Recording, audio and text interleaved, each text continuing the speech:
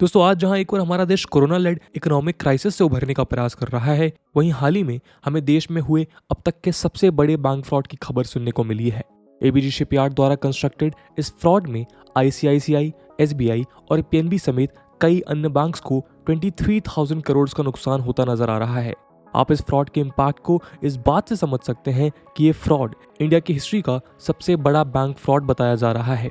विजय माल्या, नीरव मोदी, मेहुल चोकसी और अब ABG shipyard, इन frauds ने आज इंडिया के बैंकिंग सेक्टर को इस हद तक कमजोर बना दिया है कि शायद इनके इम्पैक्ट से उभरने में हमारे बैंक्स को काफी समय लग जाएगा।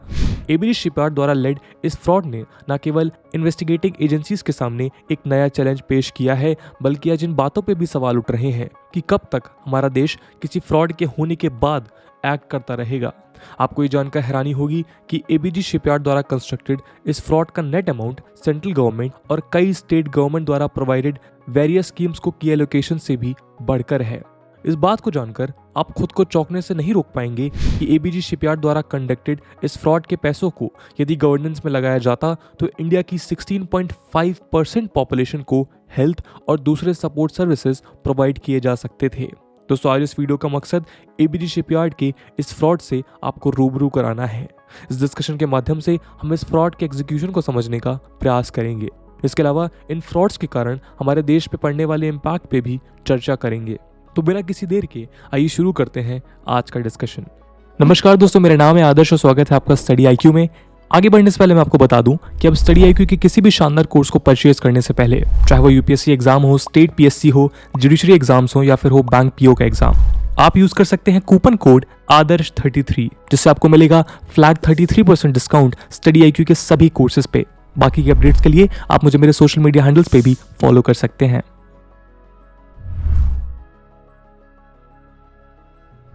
दोस्तों आज भले ही गुजरात बेस्ड एबीजी शिपयार्ड का नाम फ्रॉड्स के कारण सुर्खियों में आ रहा हो, लेकिन एक समय पर यह कंपनी सी वेसल्स बनाने में माहिर हुआ करती थी।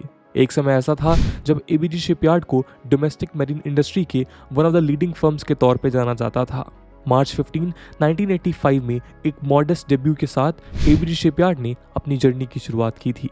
आगे चलकर सूरत बेस्ड मगदला शिपयार्ड को एक्वायर करने के बाद इस कंपनी ने अगले 2 दशकों में एक्सपोनेंशियल ग्रोथ हासिल करते हुए खुद को इंडिया के largest private sector ship building yard और सर्विस प्रोवाइडर के तौर पर एस्टैब्लिश किया। 2012 में डन एंड ब्रैडस्ट्रीट द्वारा एबीजी शिपयार्ड को ship building company of the year award से। इसके अलावा इस कंपनी ने लगातार 5 सालों तक गवर्नमेंट से all India trophy for highest exporter का खिताब भी हासिल किया। इन रिकॉग्निशंस के अलावा एबीजी शिपयार्ड द्वारा और भी कई अवार्ड्स क्लेम किए गए। इस कंपनी ने पिछले 16 इयर्स में लगभग 165 वेसल्स बिल्ड किए, जिसमें 46 वेसल्स को एक्सपोर्ट किया गया।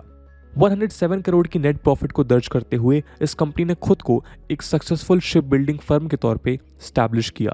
दोस्तों इन बातों को सुनकर आप इस सोच में पड़ सकते हैं कि आखिर कैसे एबीजी शिपयार्ड जैसी सक्सेसफुल फर्म 28 बैंक्स के साथ फ्रॉड करने में कामयाब होती है, और इस पूरे नेक्सस में 22,842 करोड़ के घोटाले की खबर सामने आती है। आज हमारे देश की 2 सबसे बड़ी सेंट्रल इन्वेस्टिगेटिंग एजेंसीज सीबीआई और एनफोर्समेंट डायरेक्टरेट यानी ईडी एबीजी शिपयार्ड को उसके ग्रुप फर्म और 5 फॉर्मर टॉप फंक्शनरीज के साथ इस फ्रॉड के लिए इन्वेस्टिगेट कर रही है। आंकड़ों के अनुसार देखा जाए तो ये फ्रॉड सीबीआई के लिए टर्म्स ऑफ मनी में अब तक का सबसे बड़ा प्रोब है। इससे पहले हमारे देश की इन्वेस्टिगेटिंग एजेंसीज ने नीरव मोदी के 12,500 करोड़ फ्रॉड की जांच की थी, जहां नीरव मोदी और मेहुल चोकसी फ्रॉड में पंजाब नेशनल बैंक्स के साथ चीटिंग की गई थी। वहीं एबीजी शिपयार्ड फ्रॉड में 28 बैंक्स मौजूद हैं, जिनमें इंडिया की largest public lender state bank of India भी शामिल है। सीबीआई ने 7 फरवरी के दिन एसबीआई के stressed assets management branch Mumbai की कंप्लेन पे एक्ट करते हुए एबीजी शिपयार्ड, उसके तत्कालीन सीएमडी और guarantor Rishi Kamlesh Agarwal, ex executive director Santhana Muthuswamy, ex directors Ashwini Kumar, Sushil Kumar Agarwal और रवि विमल नेवेतिया समेत एबीजी शिपयार्ड पे एफआईआर दर्ज की है। सीबीआई के अलावा एबीजी शिपयार्ड के इस फ्रॉड में लगभग 23,000 करोड़ जितने ह्यूज अमाउंट की हेरफेर और इलीगल इंटरनेशनल ट्रांजैक्शंस के कारण ईडी ने भी इस फ्रॉड में मनी लॉन्ड्रिंग इन्वेस्टिगेशन शुरू कर दी है। दोस्तों हो सकता है हमारे देश में हुए अनेक फ्रॉड्स और घोटाले के कारण फ्रॉडस्टर्स के लिए 23,000 करोड़ जैसे फ्रॉड्स आज एक आम बात हो गए हों, या फिर शायद हमारे बैंकों ने भी एक के बाद एक हो रहे इन फ्रॉड्स के साथ एग्जिस्ट करने का हुनर सीख लिया हो। लेकिन 23,000 करोड़ की रकम एक आम भारतीय के जीवन में क्या बदलाव ला सकती है, आइए अगले सेक्शन में समझते हैं। दोस्तों 23,000 करोड़ से भारतीयों के जीवन में कितना बदलाव आ सकता है, इसे समझने के लिए हमें कुछ सरकारी आंकड़ों की मदद लेनी पड़ेगी। 2021 में पैंडेमिक के दौरान इंडिया के biggest populated state Uttar Pradesh ने अपने एस्टिमेट को रिवाइज करते हुए हेल्थ और फैमिली वेलफेयर के लिए 20,582 करोड़ रुपीस एलोकेट किए थे। इस अमाउंट से 23.5 करोड़ लोग, या यूं कहें इंडिया की 16.5% पॉपुलेशन को हेल्थ और दूसरे सपोर्ट सर्विसेज प्रोवाइड किए जा सकते थे। उत्तर प्रदेश गवर्नमेंट द्वारा एलोकेटेड बजट एबीजी शिपयार्ड के 22,842 करोड़ के आंकड़े से कम था। दोस्तों पैंडेमिक के दौरान पूरे असम के 17,85,818 माइक्रो स्मॉल और मीडियम एंटरप्राइजेस को शेड्यूल्ड कमर्शियल बैंक्स द्वारा दिया गया लोन 20,582 करोड़ था। कोरोना लेड इकोनॉमिक क्राइसिस के दौर में इस अमाउंट से स्टेट के लगभग 18 लाख एमएसएमईज ने लोन के तौर पे जीवन दान पाया। एबीजी शिपयार्ड का फ्रॉड इस अमाउंट से भी ज्यादा था। और केवल असम ही नहीं, हमारे देश के पूरे नॉर्थ ईस्ट रीजन जिसमें 7 स्टेट शामिल है, वहां प्रायोरिटी सेक्टर के अंडर आने वाले वीकर सेक्शंस के 44,19,674 अकाउंट होल्डर्स को शेड्यूल्ड कमर्शियल बैंक्स ने 22,329 करोड़ के लोन्स डिस्पर्स किए थे। आपको सुनकर गुस्सा और हंसी दोनों आएगी। यह अमाउंट भी एबीजी शिपयार्ड के फ्रॉड से 513 करोड़ रुपीस कम था। दोस्तों केवल एबीजी शिपयार्ड ही नहीं, इस डिस्कशन के माध्यम से हम आपका ध्यान भारत में होने वाले उन तमाम बैंक फ्रॉड्स के ऊपर ले जाना चाहते हैं जिससे हमारी और आपकी जिंदगी पे डायरेक्ट और इनडायरेक्ट इम्पैक्ट पड़ता है। रिपोर्ट्स के अनुसार 2020 और 21 के फाइनेंशियल ईयर के दौरान पूरे इंडिया में 1,37,023 करोड़ रुपीस के बैंक लोन फ्रॉड्स एग्जीक्यूट हुए। इस आंकड़े को आप इस बात से समझिए कि 2021 में उत्तर प्रदेश के 71 लाख से ज्यादा अकाउंट होल्डर को शेड्यूल्ड कमर्शियल बैंक्स द्वारा दिए गए एग्रीकल्चर लोन्स की नेट वैल्यू 99,083 करोड़ थी, यानी इंडिया में हुए टोटल बैंक फ्रॉड से कम। 2020-21 में हमारे देश में जितने अमाउंट के बैंक फ्रॉड्स हुए उससे कम अमाउंट उत्तर प्रदेश के सारे एमएसएमईज को लोन दिए गए। दोस्तों बैंक फ्रॉड्स का आंकड़ा 2021-22 में केंद्र सरकार द्वारा ministry of health and family welfare के रिवाइज एस्टिमेट से भी ज्यादा था। जहां 2020-21 में 1.3 लाख करोड़ के बैंक फ्रॉड्स रिपोर्ट किए गए, वहीं 21-22 में हेल्थ एंड फैमिली वेलफेयर के लिए सेंट्रल गवर्नमेंट ने 86,000 करोड़ एलोकेट किए थे। इन आंकड़ों की मदद से शायद अब आप बैंक फ्रॉड्स की इम्पैक्ट और इंटेंसिटी का अंदाजा लगा सकते हैं। लेकिन आपको जानकर हैरानी होगी कि इन बैंक फ्रॉड्स में भी एक पैटर्न है। जहां एक और यदि नंबर ऑफ फ्रॉड्स की बात करें तो इंडिया में प्राइवेट बैंक्स में गवर्नमेंट बैंक के कंपेयर्ड ज्यादा फ्रॉड हुए हैं। वहीं दूसरी ओर अमाउंट की बात करें तो गवर्नमेंट बैंक्स इन फ्रॉड से ज्यादा हर्ट होती दिखी है। एक रिपोर्ट के अनुसार 2019 से 2021 के बीच जहां प्राइवेट सेक्टर बैंक्स ने 3,710 बैंक फ्रॉड्स के तहत 86,355 करोड़ रुपीस खोए, वहीं इसी पीरियड के दौरान पब्लिक सेक्टर बैंक्स 2,903 फ्रॉड्स के तहत 2,94,332 करोड़ रुपीस के लॉसेज झेले हैं। मार्च 2021 में आरटीआई के तहत रिजर्व बैंक ऑफ इंडिया से मिले डेटा के अनुसार उस समय तक इंडियन बैंक्स ने 4,92,000 करोड़ के बैंक फ्रॉड्स रिपोर्ट किए थे। दोस्तों एबीजी शिपयार्ड फ्रॉड दुनिया के सामने तब आया जब अर्न्स्ट एंड यंग एलएलपी ने जनवरी 2019 में अप्रैल 2012 से जुलाई 2017 के पीरियड की फॉरेंसिक ऑडिटिंग शुरू की। सीबीआई द्वारा दर्ज एफआईआर के अनुसार इसी ऑडिट के दौरान ये पाया गया कि उस पीरियड में 23,000 करोड़ का फ्रॉड कंडक्ट हुआ है। इस ऑडिट रिपोर्ट में ये पाया गया कि इस फ्रॉड के तहत एबीजी शिपयार्ड द्वारा बैंक के फंड्स का अनलॉफुल तरीके से फायदे उठाने के लिए कंपनी ने मिस अप्रोप्रिएशन, फंड्स डाइवर्जन और क्रिमिनल ब्रीच ऑफ ट्रस्ट का रास्ता चुना। एफआईआर के अनुसार एबीजी शिपयार्ड ने आईसीआईसीआई बैंक से 7,089 करोड़, एसबीआई से 2,925 करोड़, आईडीबीआई बैंक से 3,639 करोड़, पंजाब नेशनल बैंक से 1,244 करोड़ और कई अन्य बैंक से फ्रॉड्स एग्जीक्यूट किए हैं, जो कुल मिलाकर 22,842 करोड़ रुपीस होता है।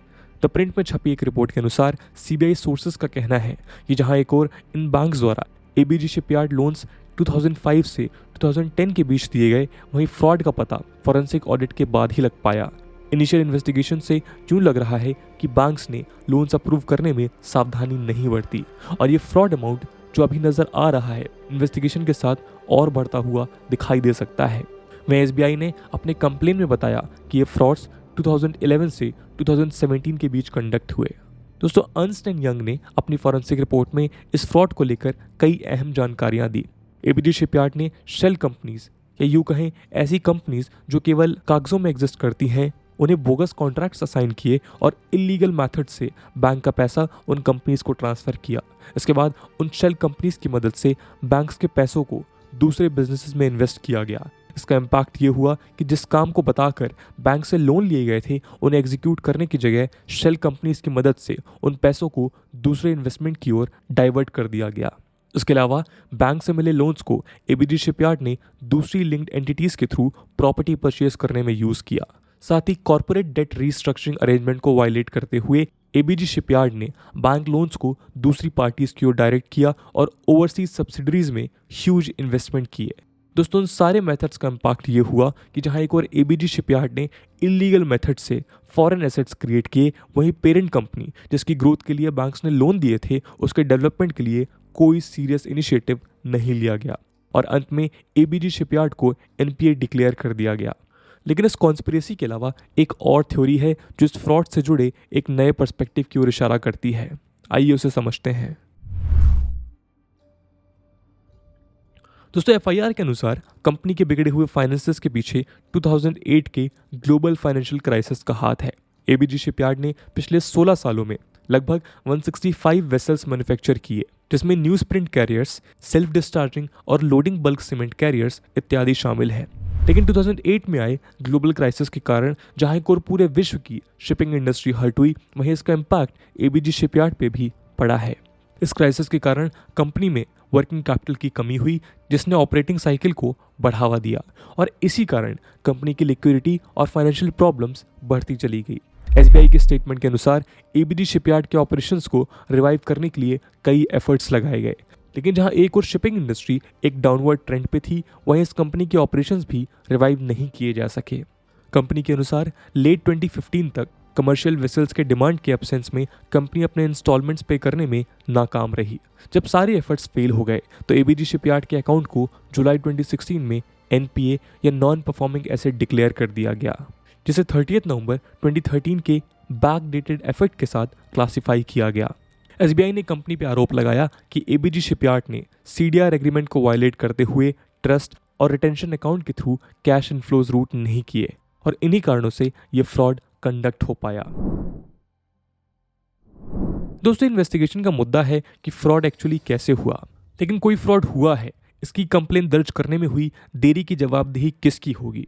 जून 2019 में एक मीटिंग के दौरान फ्रॉड आइडेंटिफिकेशन कंपनी ने इस फ्रॉड को आइडेंटिफाई कर लिया था, लेकिन एसबीआई द्वारा सीबीआई को पहली कंप्लेन इसके कई महीनों बाद नवंबर 2019 में सौंपी गई। एसबीआई का कहना था कि इस फ्रॉड की जानकारी फॉरेंसिक ऑडिट रिपोर्ट की फाइंडिंग्स के बाद ही मिली, जिसे जॉइंट लेंडर्स मीटिंग में डिस्कस किया गया।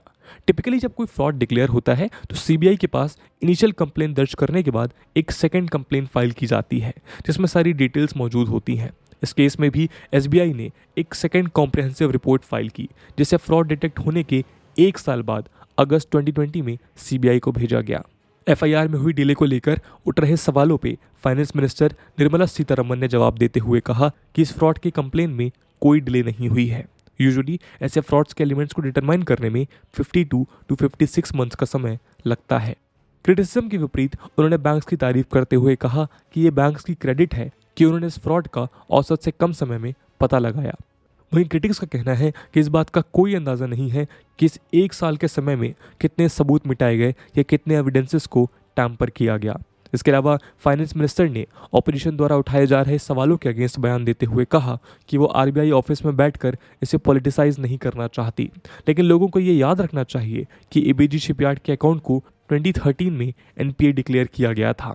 दोस्तों, एफआईआर के अनुसार एक फॉर्मल कंप्लेन लॉन्च करने का कंसेंट दूसरे मेंबर बैंक्स द्वारा तब नहीं दिया गया जब 2019 में इस फ्रॉड का पता लगा था या जब पहली कंप्लेन दर्ज की गई थी, बल्कि जून और अगस्त 2020 के बीच सारे स्टेक होल्डर्स के साथ मीटिंग होने के बाद कंप्लेन का मुद्दा उठा और तब जाकर फॉर्मल कंप्लेन के लिए बैंक द्वारा कंसेंट प्रोवाइड किया गया। तो ये थी एक पूरी एनालिसिस एबीजी शिपयार्ड द्वारा लेड इंडिया में हुए सबसे बड़े बैंक फ्रॉड की। इस बात से शायद ही कोई फर्क पड़ता हो कि ये फ्रॉड कांग्रेस के टेन्योर के दौरान हुआ या बीजेपी लेड गवर्नमेंट के अंडर। आज भले हम सीबीआई और ईडी की मदद से इस फ्रॉड को प्रॉपर्ली इन्वेस्टिगेट कर लें और मुजरिमों को सजा दिलवाने में भी कामयाब हो जाएं, लेकिन एक्सपर्ट्स का मानना है कि किसी फ्रॉड के बाद लिए गए एक्शंस का ज़्यादा महत्व नहीं रहता, बल्कि देश में हो रहे न्यूमरस फ्रॉड्स को देख आज गवर्नमेंट को ऐसे मैकेनिज्म, इन्वेस्टिगेटिंग एजेंसीज और ट्रांसपेरेंसी की ज़रूरत है जिससे ऐसे फ्रॉड्स को होने से पहले रोक पाना मुमकिन हो। यूँ तो सीबीआई का कहना है कि एफआईआर में नामजद 5 मेंबर्स आज इंडिया में मौजूद हैं, लेकिन यदि वो नीरव मोदी या विजय माल्या की तरह देश छोड़ने में कामयाब होते तो इस इन्वेस्टिगेशन का क्या होता। दोस्तों, आज हमारा देश जिस ट्रांसफॉर्मेशन से गुजर रहा है उनमें बैंक फ्रॉड्स एक सीवियर इम्पैक्ट क्रिएट कर सकते हैं। एक्सपर्ट्स का मानना है कि यदि इंडिया को आगे चलकर खुद को इकोनॉमिक ग्रोथ की ट्रेजेक्ट्री पे देखना है तो ऐसे फ्रॉड्स को कंडक्ट होने से पहले ही रोकना पड़ेगा। न केवल तब हमारे देश में ग्रोथ के लिए ज़्यादा कैपिटल अवेलेबल होगा, बल्कि उस कैपिटल का प्रॉपर यूटिलाइजेशन भी हो सकेगा। तो दोस्तों, आज की वीडियो के लिए इतना ही। उसके अलावा ये वीडियो यूपीएससी मेंस एग्जामिनेशन के पर्सपेक्टिव से भी रिलेवेंट है। आप इंफ्रास्ट्रक्चर से रिलेटेड सवाल यूपीएससी GS3 के इकोनॉमी सेक्शन में देख सकते हैं, इसलिए इस टॉपिक से रिलेटेड एक सवाल हम आपके लिए छोड़कर जाएंगे जिसे आप कमेंट सेक्शन में आंसर कर सकते हैं। And the question is that discuss the role of bank frauds in slowing down the economic growth of India. Also mention the methods through which these frauds can be discouraged. And with that question, that's it for the video. I hope you have liked the video, and if you have, don't forget to share it with your friends. We will meet in next video. Till then, Jai Hind, Jai Bharat.